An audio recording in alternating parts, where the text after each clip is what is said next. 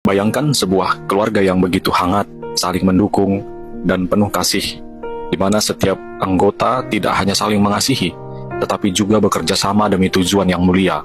Itulah gambaran ideal yang Tuhan rancang bagi umatnya. Sebuah keluarga ilahi yang hidup dalam relasi dan misi. Namun sayangnya, banyak orang percaya hari ini terjebak dalam dua kutub ekstrim. Sebagian hanya merasa cukup menjadi bagian dari keluarga Allah tanpa kontribusi nyata, sementara yang lain sibuk melayani tapi kehilangan kedekatan dengan Bapa. Apakah keduanya bisa dijalani bersama? Bagaimana seharusnya hubungan antara menjadi keluarga Allah dan menjadi rekan sekerjanya? Mari kita selami kebenaran firman Tuhan dengan hati yang terbuka dan kerinduan yang tulus. Halo, Shalom umat pemenang. Saudara yang terkasih di dalam nama Tuhan Yesus, seringkali dalam kehidupan bergereja, kita menemukan orang-orang yang semangat melayani tetapi kering secara rohani. Atau sebaliknya, mereka yang menikmati persekutuan tetapi enggan ambil bagian dalam pekerjaan Tuhan. Hal ini bukan hal baru, dan justru menjadi sinyal bahwa ada hal penting yang perlu kita selaraskan, identitas dan misi. Dalam pengajaran kali ini, saudara akan menyelami kebenaran firman tentang bagaimana identitas saudara sebagai keluarga Allah tidak bisa dipisahkan dari tanggung jawab saudara sebagai rekan sekerja Allah. Keduanya harus berjalan beriringan agar saudara hidup dalam kehendak Tuhan secara utuh dan menghasilkan buah yang bertahan lama. Untuk menjadi keluarga Allah, untuk mampu menjalankan visi sebagai keluarga Allah, maka saudara telah diberikan suatu identitas di dalam hidup saudara. Apa itu? Identitas sebagai anak Allah. Ya, identitas inilah sebagai dasar menjadi keluarga Allah. Mari kita buka Alkitab kita di dalam Efesus 2 ayat yang ke-19. Firman Tuhan, demikianlah kamu bukan lagi orang asing dan pendatang, melainkan kawan sewarga dari orang-orang kudus dan anggota-anggota keluarga Allah. Satu lagi, mari kita buka di dalam Yohanes 1 ayat yang ke-12 firman Tuhan, tetapi semua orang yang menerimanya diberinya kuasa supaya menjadi anak-anak Allah, yaitu mereka yang percaya dalam namanya. Saudara, menjadi anak Allah adalah hak istimewa yang diberikan kepada setiap orang yang percaya kepada Yesus Kristus. Saudara tidak lagi orang asing, tidak lagi hidup dalam ketakutan atau penolakan, tetapi diterima dalam keluarga surgawi. Saudara memiliki tempat yang sah, bukan sebagai tamu, melainkan sebagai ahli waris bersama Kristus. Dalam keluarga ini, saudara belajar tentang kasih yang sejati, pengampunan yang tulus, dan penerimaan yang tidak bersyarat. Sebagai anak-anak Allah, saudara dipanggil untuk mencerminkan karakter Bapa, kasih, kesabaran, dan kebaikan dalam kehidupan sehari-hari. Saudara belajar bahwa kasih bukan hanya kata, tetapi tindakan nyata yang membangun sesama. Disinilah akar pertumbuhan kita. Identitas sebagai anak mengakar dalam kasih yang stabil, membentuk fondasi yang kuat untuk pelayanan yang berbuah. Namun saudara, menjadi anak bukanlah tujuan akhir di dalam kekristenan. Sama seperti anak-anak yang sehat dan bertumbuh, mereka akan mulai mengambil bagian dalam tanggung jawab keluarga. Demikian juga saudara di dalam kerajaan Allah.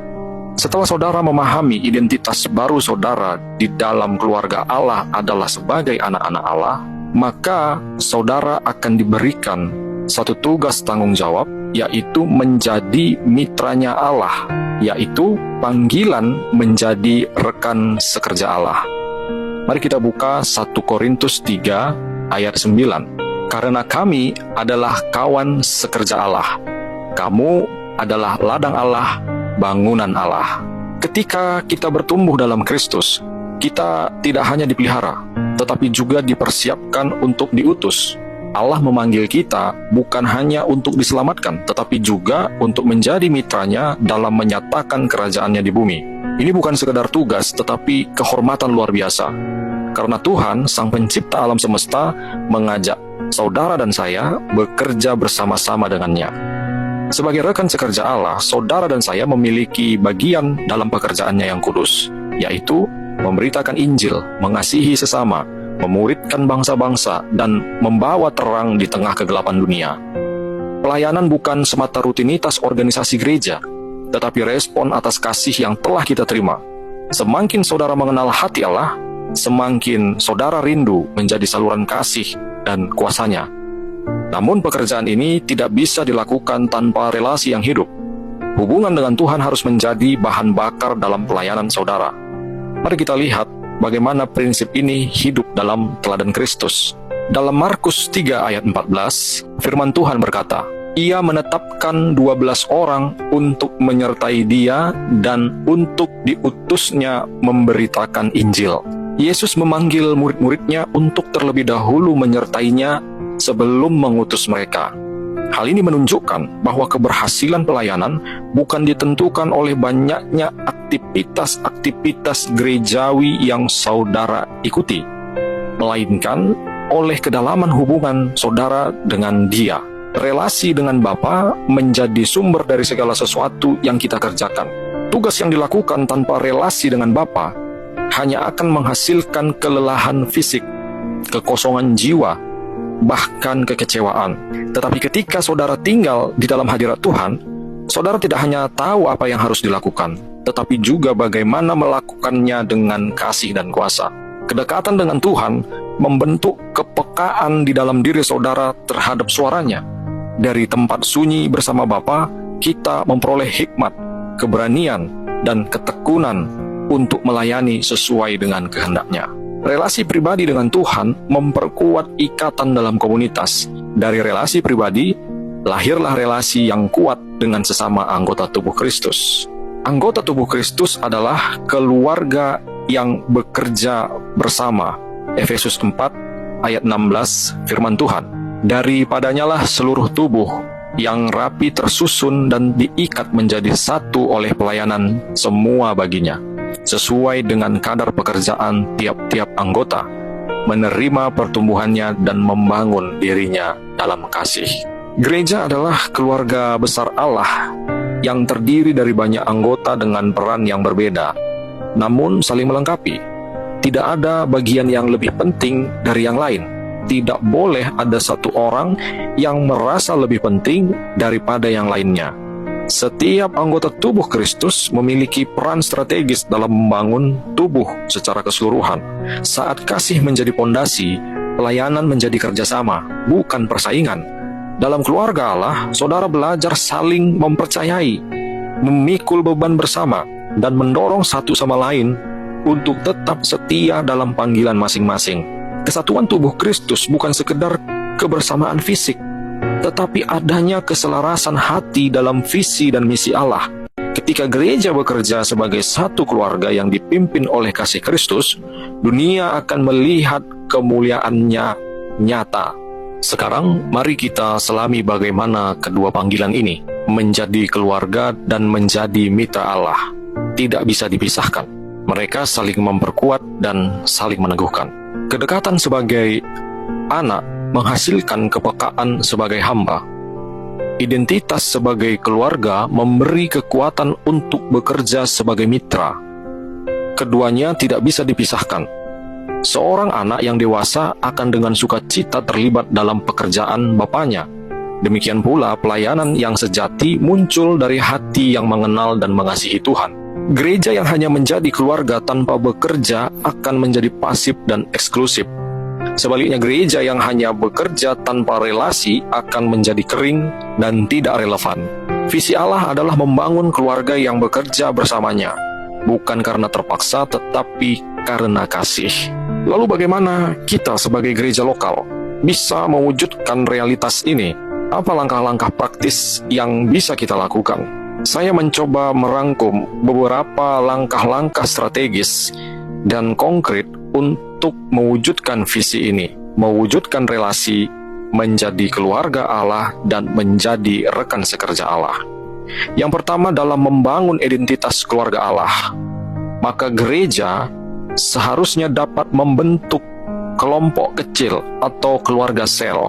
Kelompok kecil atau keluarga sel ini merupakan persekutuan kecil. Ini adalah sarana terbaik membangun hubungan yang akrab dan saling meneguhkan di antara sesama jemaat. Di sanalah kasih dipraktekkan secara nyata. Di sana juga pergumulan dibagikan, dan kehidupan rohani diperkuat secara bersama-sama. Kemudian dalam membangun identitas keluarga Allah, maka gereja perlu mengadakan pelayanan pemulihan dan konseling. Banyak anak Tuhan hari-hari ini yang masih mengalami luka batin, penuh ketakutan atau tidak merasa layak dalam pelayanan. Nah, program-program seperti pemulihan dan konseling dapat membantu, dapat menolong jemaat untuk mengalami kasih Bapa secara pribadi dan menyembuhkan identitas mereka. Kemudian ada retreat dan perayaan keluarga Allah. Ini berupa momen-momen seperti retreat rohani, kebaktian padang, atau hari persekutuan keluarga jemaat. Di sini jemaat diberikan ruang untuk membangun koneksi emosional dan spiritual di antara mereka.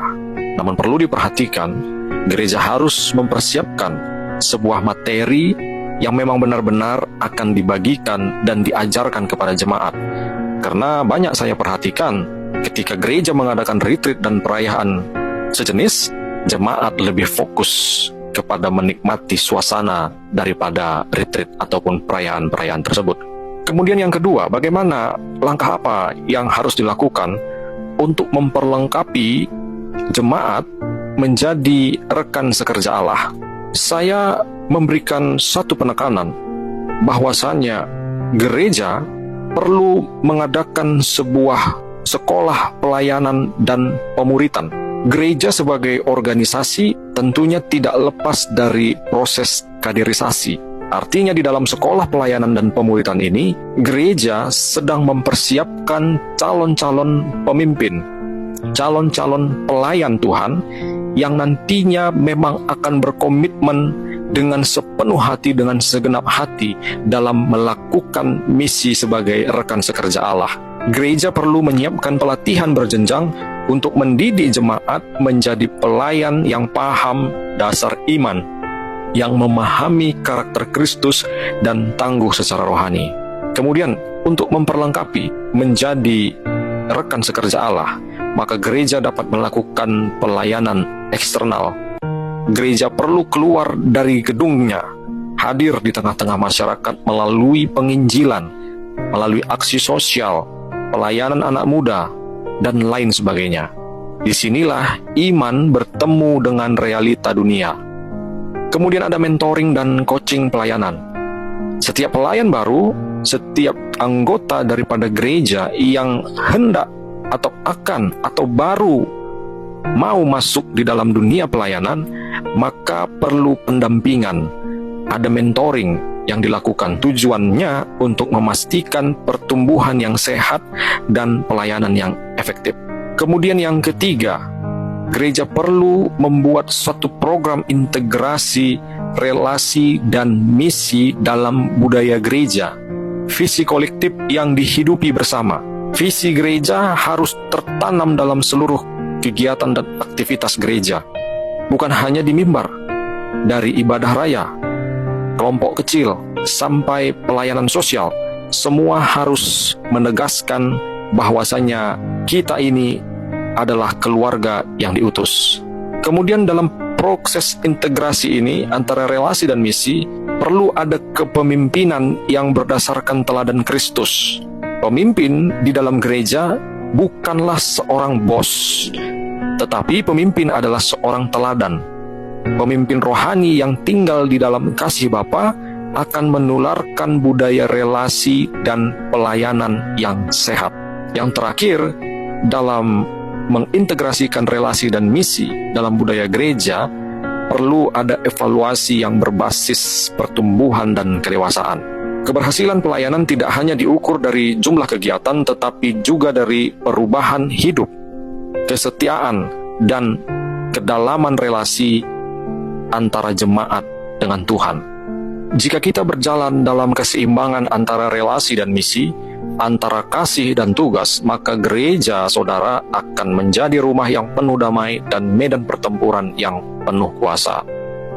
So, kesimpulan bagi kita pada hari ini, menjadi bagian dari keluarga Allah adalah anugerah yang tak ternilai. Tetapi Allah tidak berhenti di sini.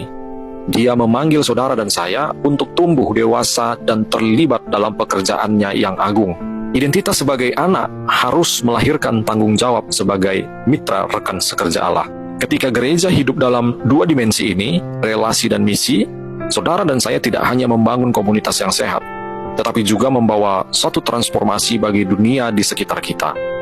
Inilah gereja yang sejati, kuat dalam kasih, tajam dalam pelayanan. Kasih yang sejati tidak hanya tinggal diam dalam persekutuan, tetapi bergerak aktif dalam misi. Saudara dan saya adalah keluarga yang dipanggil untuk bekerja bersama Bapa, membawa terang bagi dunia.